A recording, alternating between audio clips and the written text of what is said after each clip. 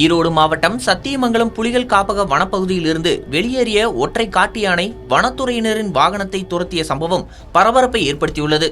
Siren சத்தத்தால் ஆத்திரமடைந்த யானை திடீரென வாகனத்தை நோக்கி ஓடியதால் அப்பகுதியில் பதற்றமான சூழல் நிலவியது.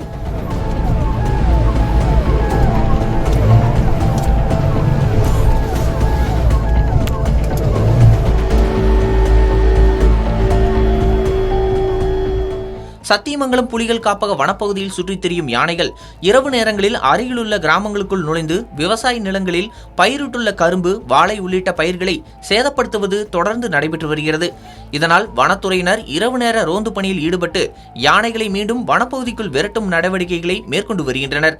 இந்த நிலையில் இன்று அதிகாலை தாளவாடி மலைப்பகுதியில் உள்ள விவசாய தோட்டத்திற்குள் நுழைந்த ஒற்றை காட்டு யானையை வனத்துறை ஊழியர்கள் மற்றும் விவசாயிகள் இணைந்து வனப்பகுதிக்குள் விரட்டும் பணியில் ஈடுபட்டனர்.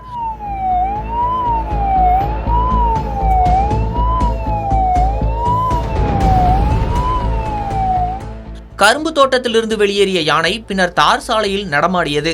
அப்போது யானையை வனப்பகுதிக்குள் விரட்டுவதற்காக வனத்துறையினர் வாகனத்தில் சைரன் ஒலி எழுப்பியபடி சென்றதாக கூறப்படுகிறது. இதனால் ஆத்திரமடைந்த ஒற்றை யானை திடீரென வனத்துறையினர் வாகனத்தை நோக்கி துரத்த தொடங்கியது.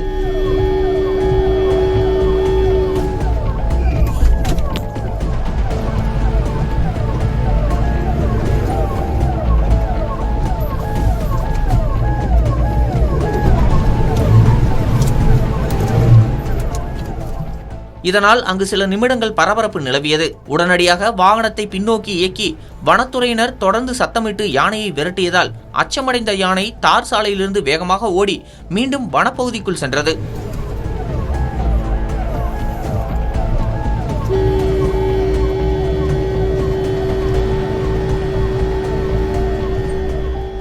இந்த சம்பவம் தொடர்பான வீடியோ காட்சிகள் தற்போது சமூக வலைதளங்களில் வைரலாக பரவி வருகின்றன.